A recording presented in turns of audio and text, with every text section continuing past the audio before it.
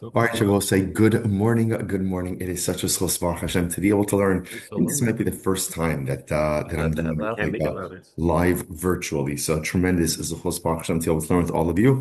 Thank you to Maishi and to Jeremy for enabling this to occur. Beginning by thanking all of our sponsors for this morning's share. To thank our Talmud Torah sponsors for the month of Shvat. Abba Alim Lotova, Mel and Karen Ram, for dedicating all the Sherman Droshos this month in honor of their parents, Stanley and Cynthia Ringo, Margareta Ram, for their unwavering love and support. Our week of learning sponsors, Nathan and Beth Adler, in memory of Beth's father, Tzvi Ben Kalman Zichron Lebracha, on the occasion of his first yahrzeit on the 7th of Shvat. And our day of learning sponsors, Shifra Abramson, Le'iloi Nishmas David Yehuda Ben Avram, grandfather of Maishi Abramson. Alabai, we hope that in the merit of our Talmud Torah and Merit Hashem, all of the Neshamas Sh'av and Aliyah, the families in Nechama, all those who need a refuah should have one together with Kol Cholei Yisrael. Kadosh Baruch Hu should Merit Hashem continue to shower brachos and besoros tovos upon all of Klal Yisrael. I will say with that, let us begin. We really do, all kidding aside, have an incredible, no kidding, have an incredible daf ahead of us today. And Baruch Hashem, truly looking forward to just learning together. So we'll say, so today's daf is Yud Ches 18. And we are picking up in Meretz Hashem on Yud Zayin Amud Beis, 3 lines up from the bottom. So the Gemara says it says, Lo, D'chuli Alma Karis Laka. So we'll say, remember again, we were learning in yesterday's daf the interesting machlokes about what happens if a person has a machshavas pigel regarding something that normally is supposed to be eaten, but he had in mind to burn it. Or conversely, something that's normally eaten and he had in mind to burn it. So again, what is machlokes about whether or not that affects pigel? Rabbi Lazar says it does. Tanakama said it doesn't. The Gemara then said, what about if that's the case that it's pigel, then why isn't there a chiyuv kares? And the Gemara demonstrated that there is no chiyuv kares. The Gemara then wanted to say that the whole chiyuv kares is maybe a machlokes. To which the Gemara now says, "Lo, everyone agrees in that type of situation. There's absolutely no kares. V'hacha gimel machlokes bedavar." And here, there's a 3-way machlokes concerning this situation. What's the 3-way machlokes? Tanakama sabar b'hanach pli lahaniach tivrei kol kasher. Tanakama holds that it's only in these cases where there's machlokes. But if one has in mind, let's say the case was to leave over some of the blood into past the permitted time. If one had in mind to leave over the blood, everyone agrees that ultimately, again, the carbon is kosher and there's no pigel. Top of Yud Ches 18a. Rabbi Yehuda Savar, b'hanach pligi, lahaniach divrei hakol pasel. Rabbi Yehuda, on the other hand, holds that halacha l'maisa. What's the case? The case ultimately, again, is where, in the case Rashi said, in the case of shtia, in the case, again, of drinking, that's ultimately, again, where that's the case of the drinking of the blood. Rabbi Yehuda said that's the case where there's a machlokes, ultimately, again, with that's the case of machlokes. However, lahaniach divrei hakol pasol. But if one had in mind to leave over the blood, let's say, again, into the prohibited time, some of the blood, ultimately, that would be pasol. My time, what's the reason? Gzeira miktas damo atu kol. There was a gzera, ultimately, again, that if you do something with some of the blood, you may come to do it with all of the blood. Take a look at Rashi for just a moment. This is Rashi, second line down, gzera. Atu kol damo. That if a person has in mind to leave over some of the blood, he may come to leave over all of the blood. The chol damo psula da'oraisa. And leaving over all of the blood, obviously, is going to be a psul da'oraisa. In Mefarshim Seches Zvachim. Fine. So the Gemara says, the chol damo psula da'oraisa. And ultimately, again, leaving over, having in mind to leave over all of the blood, everyone will agree that that is a psul da'oraisa. Where do we know that? From the Sanya. Amram Rabbi Yehuda. Rabbi Yehuda said as follows, Iatem modim li shim hinichu lemachar shepasel. Rabbi Yehuda says, don't you agree with me that if halacha l'maisa, you were to go ahead and leave over the blood, that it would be possible? Don't you agree with that? So the Gemara says, Iatem modim shim hinichu lemachar shepasel, chishav lahanichu lemachar nami pasel. So for Rabbi Yehuda's world, Rabbi Yehuda feels that just like if you were to actively leave over the blood, it would be possible. So too, if you had in mind to leave over the blood, it should be possible as well. But Asr Rabbi Lazar l'meimar, and Rabbi Lazar came along and he said, Af bizu Rabbi Eliezer posel v'chachamim machshirin. Even in this case, Rabbi Eliezer holds that it's possible, and the chachamim ultimately hold that it's kosher. So fundamental machlokes. So now, now the Gemara asks a follow-up question, and this is actually a beautiful and incredible sugya. V'sab Rabbi Huda lahaniach midamo lemachar divrei hakol pasul. Does Rabbi Huda really hold that way? That if you have in mind to go ahead and leave over not all of the blood, but some of the blood, and I hear this out. Does Rabbi Huda actually hold that if you have intention to leave over some of the blood, that the carbon is possible? Does everybody agree with that? V'hatanya. This is just a beautiful, beautiful Gemara. Amar Rebbe. Rebbe said as follows: Kishalachti Kishalachti le mitzvahs, sorry, limtzos midosai etzel Rabbi Elazar ben Shamua. So this is a fascinating expression. So Yehuda says, literally, when I went limtzos midosai. Now, what does it mean, limtzos midosai? If you look at Rashi, limtzos midosai, leida mitzvah tamudai ulishapel sipukasai. Now, the way Rashi understands it is like this. So limtzos midosai literally means, according to Rashi, that Rebbe was saying, when I went to learn by Rabbi Elazar, when I went to learn by Rabbi Elazar ben Shamua, I wanted to see the extent of my measuring utensils. So what Rebbe was saying was like this: I knew that I possessed Torah knowledge.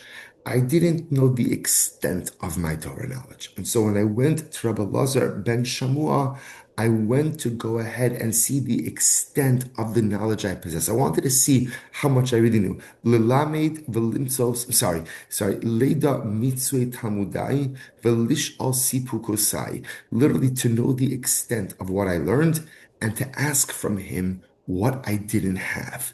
So this is just so incredible. The lashon over here is like the lashon of measuring utensils.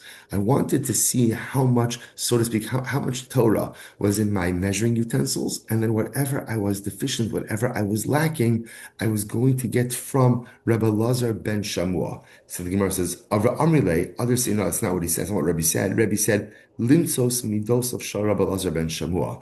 I went literally to empty out the measuring utensils of Rabbi Elazar ben Shamua. So in other words, I went to try to learn as much as I can.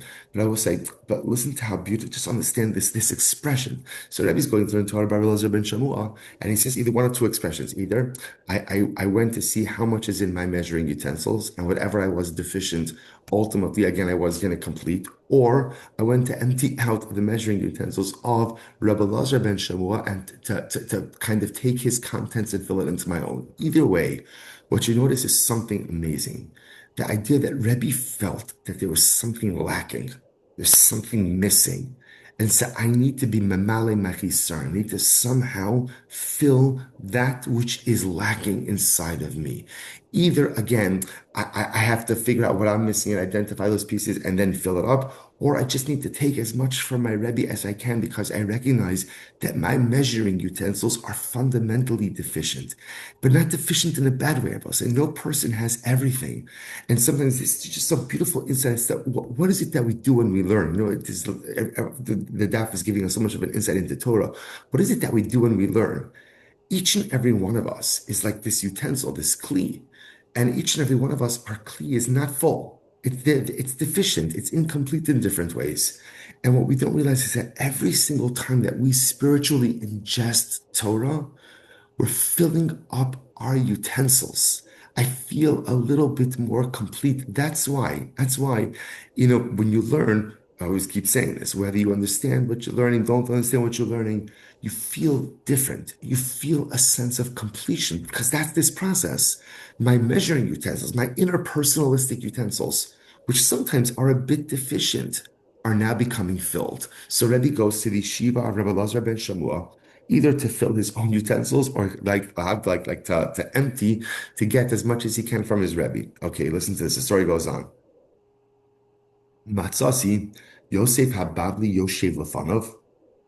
So listen to this. So Rebbe said, I found that there was this Talmud. His name was Yosef Hababli, Yosef the Babylonian. He was sitting in front of Rabbi Elazar ben Shamua. V'hayachaviv lo biyoser ad la'achas. And Rabbi Elazar ben Shamua, he loved this Yosef Habavli. This was his favorite student. Look at Rashi for just a moment. Vayachaviv, Yosef Habavli, the Rebbe Lazar. So again, Yosef, this Talmud, Yosef Habavli was the most beloved student to his Rebbe Lazar ben Shamuel. And what happened? The Sibra Bahalachos actually fine. So good. So that's good. What happened? Amarlo. So now, so just to understand the personalities here. Rabbi Lazar ben Shamua, he's the Rebbe, right? It's his base medrash. Rebbe walks into this base medrash. Rebbe sees that Yosef Habavli is Rabbi Lazar ben Shamua's prized Talmud, and that the Rebbe loved his student, which I will say also is such a beautiful Musar Haskell. Sometimes, how does the student become the best student? How does the Talmud become the best Talmud? With his Rebbe's love. When a Rebbe loves his Talmidim, that gives the Talmidim the ability to believe in themselves. And by the way, you could apply this to anything. When you love your children, and you love your children unconditionally to the best that human beings could love unconditionally, you give them the chizik, you give them the strength to be able to accomplish, to be able to do. When a Rebbe loves his Talmidim, and the Talmidim feel that love spurs them to accomplish great things. So now Rebbe's observing this exchange between Yosef Habavli and Rabbi Lazar ben Shamua. Listen to this. Amarlo, Rebbe. So this is now Yosef Habavli speaking to Rabbi Lazar ben Shamua. Amarlo, Rebbe. Hashochet es hazevach. Shochet es hazevach. Lahanicho midamo lamachar mahu. If somebody shechts a carbon, and he shechts a carbon with the intention to go ahead and leave over some of the blood till tomorrow. So again, the blood is supposed to be part of the Mizbeach now. He goes there, he has in mind to leave over some blood till tomorrow. Mahu. So this is Yosef Habavli asking Rabbi Lazar ben Shamuel. Amar lo kasher. Rabbi Lazar ben Shamuel said it's kasher, like the Rabbanon. Right? Ultimately, again, it's kasher. It is kasher. Okay, the Gemara says, good. Right, well, I should say it's machlok. It's fine. Kasha. You said kasha. Arvis. So Yosef Abavli asked Rabbi Lazar ben Shmuel the same question again in the evening. Amar lo kasha. And he answered again. It's kasha. Shacharis. So Yosef Abavli asked Rabbi Lazar ben Shmuel the same question again in the morning. Amar lo kasha. To which again he answered kasha. Saharayim. He asked him again in the afternoon, or let's say midday. Amar lo kasha. Rabbi Lazar ben Shmuel answered kasha. Mincha. There wasn't obviously something's going on over here. So Yosef Abavli is asking his Rebbe, Rabbi Lazar ben Shmuel, the same question over and over and over and over. If you have in mind to leave over some of the blood, sacrificial blood, till the next day, what is the status of the carbon? Rabbi Lazar ben Shmuel consistently answers kasher, mincha. Amrlo kasher ela Rabbi Eliezer posel. Mincha time, Yosef Abavli asked the same question again, but this time Rabbi Lazar ben Shmuel said, "Oh, the halach is." The halacha is it's kosher, but Rabbi Eliezer says that it's possible. Sahavo panav shal Yosef Habavli. Yosef Habavli, his face lit up. His face lit up. Rashi says over here, machmas simcha. Machmas simcha. So Yosef, his face finally lit up. Now, Rabbi Lazar ben Shmuel, the Rebbe, sees this. He says, I don't understand. Amar Yosef. Kimeduma ani shelo kivnu Shmuel senu ad ato. So the Rabbi Lazar ben Shmuel says to Yosef Abavli, Yosef, were we not on the same page up until now? Literally translated, it would appear to me that our learning, right, that our teachings did not line up until this point. So obviously, Rabbi Lazar ben Shmuel noticed two things. Number one, that Yosef Abavli kept asking the question. That's number one. Number two, he also noticed that it was only once Yosef Abavli introduced the idea of Rabbi Lazar ben Shmuel that suddenly again, of Rabbi Eliezer, that Rabbi Eliezer says that it's possible, that suddenly Yosef Abavli was happy. So Rabbi ben Shmuel says, what's going on over here? Rabbi Hein, Elish Rabbi Yehuda Posel Shonali. So Yosef Abavli says to Rabbi ben Shmuel like this, he says, yes, Rabbi, now we were not in alignment because I remember in this particular topic, that I heard from you. I thought I heard from you that if you have in mind to leave over blood, some of the blood till the next day, that it's a machlokes, that the Rabbanan say that it's kosher, but Rabbi Yehuda says that it's possible. See, I thought that's what you taught me. And I was asking around. I was asking people. I was trying to figure out, I was positive I heard this from you, but I was trying to find out does anyone else have this recollection? I was trying to find the chaver, and I wasn't able to find anyone who was able to corroborate this idea. And then what happens? Achshav Sheshani Salip Supasul, but now Rebbe, now by Mincha time, when you told me that if you have in mind to leave over blood till the next day, it's kosher, but Rabbi Eliezer says that it's possible. Hechzarte li avedasi. Literally, you have returned a lost object to me. So I will say, so this is just an overwhelmingly beautiful Gemara.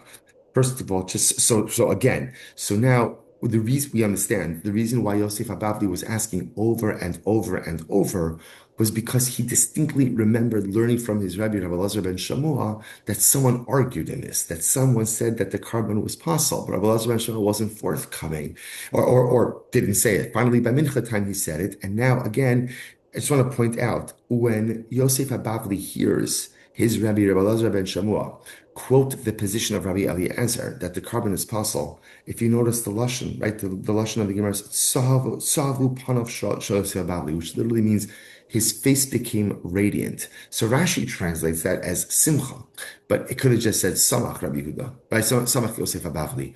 His face became radiant. See, this goes back to what we just said, just said yesterday about just finding your excitement in Torah. If everything becomes the most amazing thing, then everything is the most amazing thing. Then even when your Rebbe quotes a long lost sheet of Rabbi Eliezer, you feel like you literally just hit the jackpot. You feel like it's the absolutely most incredible thing in the world. But to feel that sense of simcha in Torah, and again, it all goes together. Remember, Rebbe showing up at the yeshiva because he feels that his utensils are empty. I need something more. I'm missing something.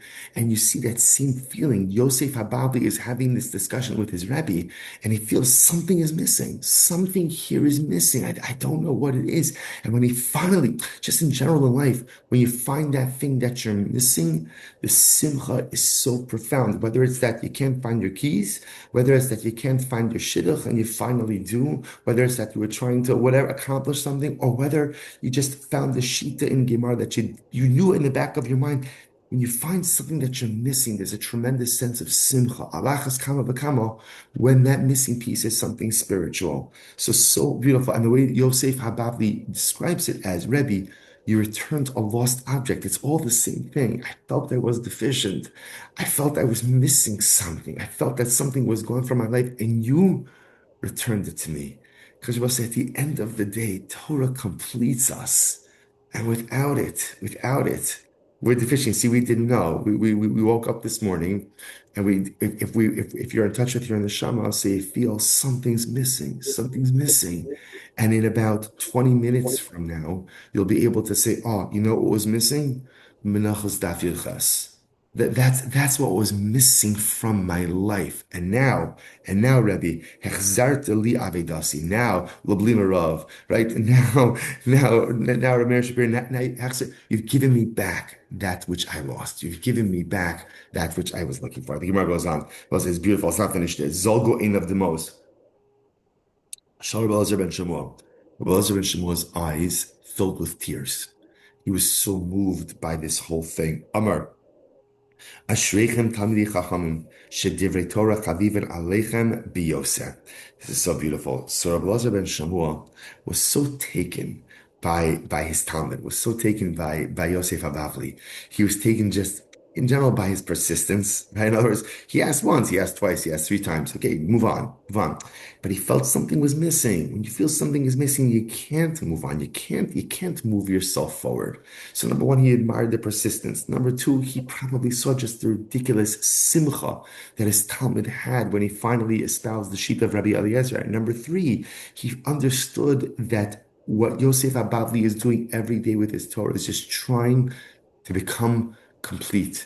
Because we're saying, isn't that what it's all about in life? Don't we all struggle with some level of emptiness, some level of incompletion, some feeling of just like, I don't know, there's got to be something else out there that I'm missing, something more that could ultimately help me actualize my shlichus. And then he saw this, and his eyes filled with tears. His eyes filled with tears. Such a beautiful Gemara. Ashreichem Talmidei Chachamim. Praiseworthy are you, Talmidei Chachamim. Shedivrei Torah chavivin alechem biyoser. For Torah is so dear to you. Torah is so dear to you more than anything. Kara alav hamikra hazeh. So again, Rabbi Elazar ben Shemua said about his prize Talmud Yosef Abavli the following pasuk: Ma'ahavti sorasecha. David HaMelech says, how much I love your Torah. Kol hayom hisichasi. All day it is all day it's my conversation.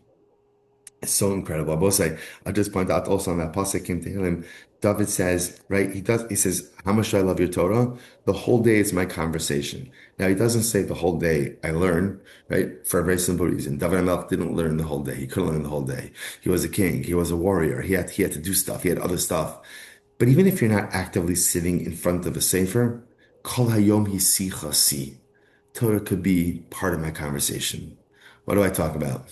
Right? And again, doesn't not all the time, but the shaila is: does my Torah, does my ruchnius, does my spirituality, does it frame my interactions? Does it frame the way I talk? Does it frame the way I do business? Does it frame the way I interact? Does it frame the way I go through the world? So David HaMelech says, "Ma'ahavti sorasecha." How much do I love your Torah? Kol hayom hisichasi. All day. It's part of my conversation. I'm talking Torah the whole day, but Torah informs the way that I live throughout my entire day. There is no part of my life that is not informed, not shaped, and not framed by the Torah Kedosha. Absolutely incredible. Now, of course, by his Talmud, Yosef Abavli, so this took on a little bit of a different form, right? Mahavti Sarasech, look how much somebody love Torah. Kol hayom misichasi. He asked me the question over and over and over and over and over, quite literally the whole day. It was our conversation. So the Gemara says, now again, just to finish up the story, now again, remember, Yosef Abavli was bothered because he heard from his Rabbi Elazar ben Shamua that Rabbi Yehuda said that when you have in mind to leave over the blood, the carbon is pasul. Now, it's just important to understand. When Rabbi Elazar ben Shamua quoted the position that said that it's pasul, he didn't quote Rabbi Yehuda, he quoted Rabbi Eliezer. So how do you reconcile this? So the Gemara says, oh, I'll tell you how. Ha-mipnei Rabbi Yehuda ben Rabbi Eloi. So listen to this. Rabbi Yehuda was the son of Rabbi Eloi.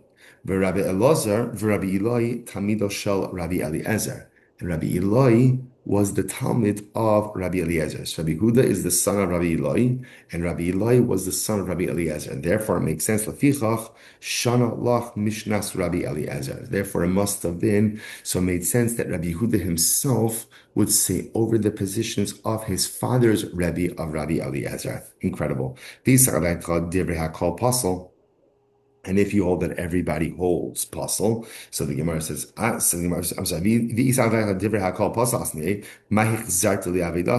then ultimately, again, what does it mean when he said you return to me a lost object? Ihu plukta ka'amrle. He ultimately, again, quoting the machlokes, elamai, kosher. Rather, what do you have to say? You have to hold that it's kosher. Rabbi Eliezer, posel. Rabbi Elazar Posa Asni, and therefore again, ultimately we're adding in the position of Rabbi Elazar holds. This quote on the Bible, Rabbi Elazar holds that it's possible. Ihachi my ha mipnei plukta anan nami plukta kamasninan. If that's the case, again, what does it mean when it says because it's a machlokes? We're quoting this machlokes ourselves. Eloliolam divriyakol apostle. Rather asni, rather again, change the lashon ultimately to read. Everyone agrees that it is possible. Umay, and what does it mean when it says, when Yosef Abavli said, you return to me the lost object, the hadarle miha shum paslos ba'olam, that you went ahead and you reintroduced the idea that there is someone who does in fact hold that halacha l'meis, in this case of having in mind to leave over blood, that ultimately, again, it would be possible. So we'll say the Gemara ends off with the machlokes, that if one does have in mind to go ahead and leave over blood, does that create a psul in the carbon or not? That remains a machlokes. As does the machlokes remain, although I have to circle back to it at some point in time, the machlokes also remains in general if one has in mind. Well, actually, it's not a machlokes. The Rambam paskins that by pigol, the halacha is as follows: if one goes ahead and if one has in mind to go ahead and a machshavas pigel by something that's supposed to be consumed, and instead they go ahead and have in mind to go ahead and eat it, or vice versa. That does not create pigel. Creates puzzle, creates psul, but does not create a sense of pigel. Incredible. All right, we'll say, well, and that's the machlokes in the Mishnah as well. Good. Let's go back to both say a really incredible Mishnah now that's actually going to get into some of the mechanics of Karban Mincha, right? One of the areas in which I feel like our knowledge may be a little bit deficient is the actual mechanics of Karban Mincha. Because again, the Gemara doesn't always necessarily follow like the logical progression order of things. So here, listen to this Mishnah. Mishnah says as follows: Mishnah on bottom of Yud Chesim Dalef. Lo yitzog, lo yatzak, lo bala, lo pieces. Okay, so now the Mishnah is talking about no pigel. Sorry. Apologies. We're going to put Pigel on hold for a little while now. And now the Mishnah is actually going to get into some of the mechanics of Karban Mincha. Now, the Mishnah is going to talk about what happens if you did not do certain things in the process of the Mincha. So, for example, Lo Yatzak, you didn't pour oil. Now, look at Rashi this moment, the very important Rashi. Lo Yatzak, Hainu Yitzika Achrona, De Betchila Nosin Shemen Bekli, Vi'achar Kach Soles, Ubola V'chozer V'yosei Shemen. So we'll say it's actually really interesting. The way that a Karban Mincha would work is as follows. Step one, you go ahead and you have a klisharis. You put oil in that klisharis. Oil goes in first. We're going to see, this actually, interestingly enough, for whatever the reason, this information doesn't come until Daf Ayin Dalet 74 in Menachos, where the Gemara actually goes through the actual processes of the actual process of a mincha. But Rashi tells us a little bit over here. First, you put some oil in the kli sharis, then you go ahead and you put in the flour. After that, you mix it up, and then you go ahead and you pour in more oil. That second pouring of oil, that's called yitzika. That's called yotzek. In fact, if you look at the Shita Mikubatzis over here, he says. Yeah, so let's v'chozer v'yotzek shemen ubolel. So there's really another piece of here. You put in oil initially, then you put in the flour, then you put in a little bit more oil, then you go ahead and you mix it. After that mixing, then there's another pouring of oil, subsequent pouring of oil. That's called yitzika, v'yotzek shemen. That's it. So let's say again, lo yatzak. Let's say you didn't pour in the oil. Now, really what this means is as follows. What this means is if instead of putting in the oil incrementally, you poured in all of the oil at once. Rashi says over here, lo yatzak bala kasha kigon shenasan kala log b'matan arishon shukodum lasiyasa. Because it can't mean you didn't put in oil. Because if you didn't put in the requisite amount of oil, and that's a log of oil, if you didn't put that in, then the carbon is deficient, the carbon is possible. Rather, if instead of pouring it in, stage one before the flour, stage two after the flour, and then stage three after the mixing, and you poured it just all in at once, ultimately, again, it's going to be kosher. Lo balal. Similarly, again, if you did not mix the Karban Mincha, this is quite literally mixing the Karban Mincha, or velo pasas, or you did not break the Karban Mincha into pieces. Now, what does this mean? Once again, look at Rashi. Lo pasas, shene'emar pasos osam pasim, pisim, va'afagav de minchas mach masud chsid. Now, we'll say, again, we're going to discuss this as well. There are certain menachos where before you take the kamitza after you bake it off. You bake it off, then you break it into pieces, and then you take the kamitza from the pieces. Remember, again, this is one of the hard avodos, because you have to shave off the sides without going ahead and making it deficient inside of the kamitza itself. So let's say, again, you did not break the pieces. You didn't break the pieces. Okay, Rashi says, Shneimar pasos also pieces, va'afagav de minchas mach vasud b'chsid, קודם לכל המנחות, הנפש תחילה כגון מחבס ומרחשס ומפה, שכולם באוס 10 ומצווה לפוסס on כולם. So we'll get into this.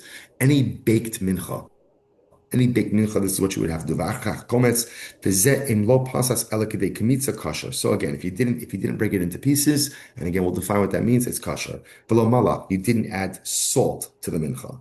Or v'lo hinif, you didn't wave it.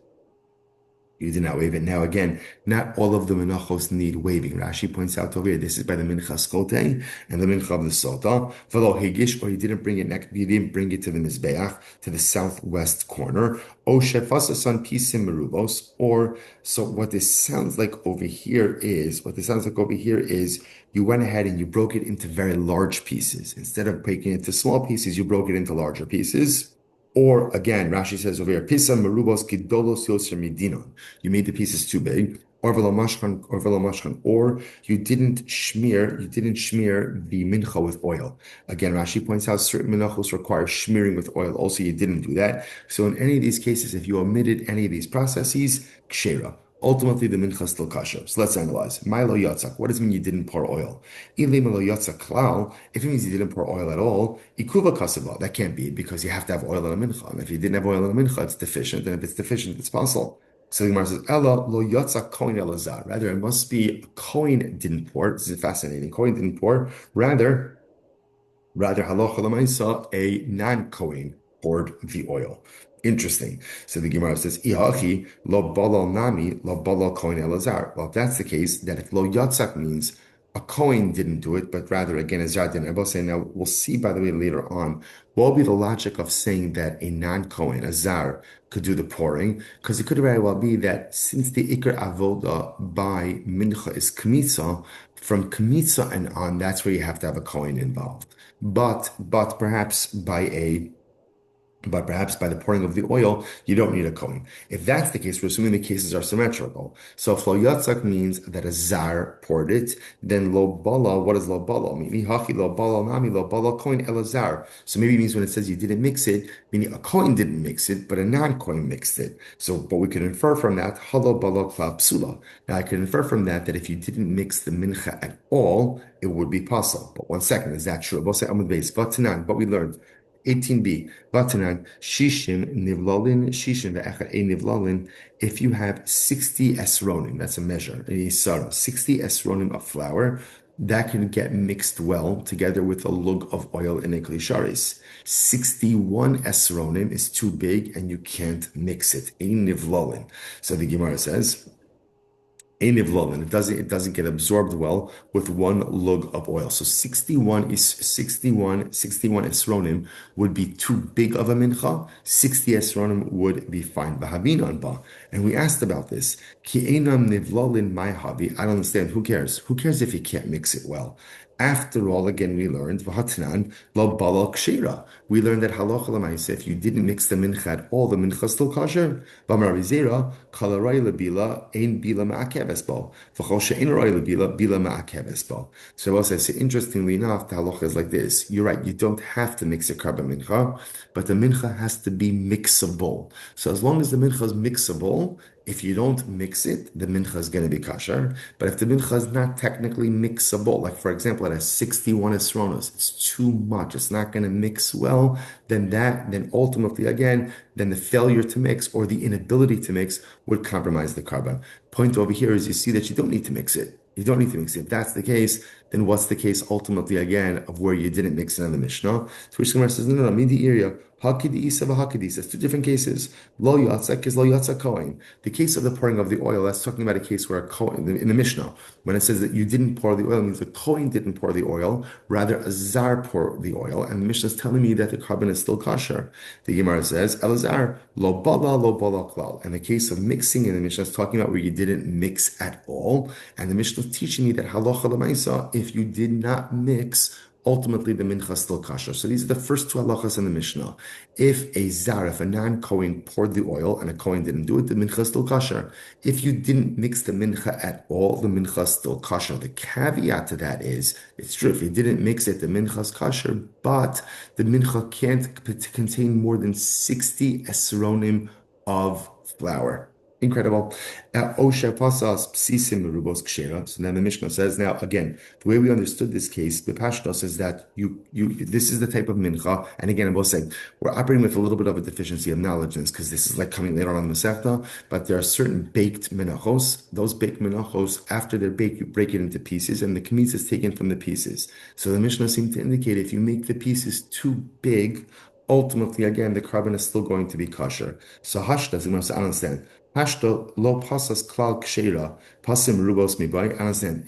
The halacha is if you didn't break it into pieces at all, the mincha is still kosher. If you broke it into pieces that are too big, what's the shaila? So Gemara says no. My pasim rubos. What does it mean when it says ultimately again? You made it pasim merubos, sheriba bepsisin. That perhaps what ended up happening is you broke it into too many pieces. It's not a function of big pieces. You broke it into too many pieces. Because again, as we'll see later on in the Masechta, there was a specific way in which you were supposed to break the mincha. The other possibility is the olam pasim merubos mamish. No, it couldn't very well mean that you broke it into very big pieces. What would you have thought? So listen to this. Hasam hudi ikatoris chalas alein. So I'll say, I would have thought like this. If you don't break the mincha at all, the reason why the mincha is b'diavad kosher is because again it has the status of a loaf. Aval hacha delav toras chalos iga, below toras psisin iga kamashwan. But in a case ultimately again where let's say you break it into pieces, too many pieces, where now it's no longer a loaf, and ultimately, again, it's not proper pieces. I would have thought that therefore the carbon is compromised. Kamash Malon, no. Kamash Malon says, if you don't break it, the minchas kasher. If you break it into big pieces, the minchas kasher. And even if you break it into too many pieces, also but the evid, the minchas kasher as well. So the Gemara says, Lima mastisin del Rabbi Shimon. So say that our Mishnah does not reflect the view of Rabbi Shimon. Why not? What does Rabbi Shimon say? So here we go. Rabbi Shimon says, Kol kohen she'ena moda ba'avoda ein l'chelik b'kuna. Okay, so we'll say this is an incredible Gemara. Incredible Gemara. So Rabbi Shimon says like this. Gemara says like this. Any kohen who does not accept the validity of the avoda, it's interesting. In a moda, it literally means he doesn't admit the avodas. He doesn't accept the spiritual legitimacy, the correctness of the avoda. He's not allowed to do the avoda, and he doesn't have a portion of the kahuna. Shneimar hamakri v'estam shlamim v'esachelev mibnei Aaron. Lo siya shok hayam lemana. So literally, again, he offers up the blood of the shlamim and the chelev and the fats from the sons of Aaron, lo si yeshokim, he will get the right foreleg for his portion. So you see from here, if you're mibnei Aaron, if you admit to the kuna, if you accept the kuna, then ultimately again, lo siya. Mo debavo, the ishal chilek b'kuna, if you accept the validity of the kuna, ultimately again, but if you don't accept the validity of the kuna or the validity of the avoda, then you don't have a chilik in the kuna. So again, I only know about the particular avodos mentioned in this pasuk. Minayin lerabos tes vav avodos. How do I know that this concept applies to all 15 forms of avoda? Now I will say, so again, the Gemara is espousing, I should say the Brisa is espousing a concept, which is ultimately, again, that in order to go ahead and be a properly functioning coin, you have to buy in. You have to buy in. Otherwise, what you're doing is fundamentally ineffective. So the Gemara quotes a pasuk. So I understand that this concept of buy-in creates legitimacy in your Kohanic service applies to the items mentioned in the pasuk. How do I know that it applies to all of the other forms of avod? Right? They will say, out of time for today, but tremendous. We'll pick up a Mir session with this tomorrow. What a tremendously amazing Gemara, and what a fantastic opportunity to learn with all of you.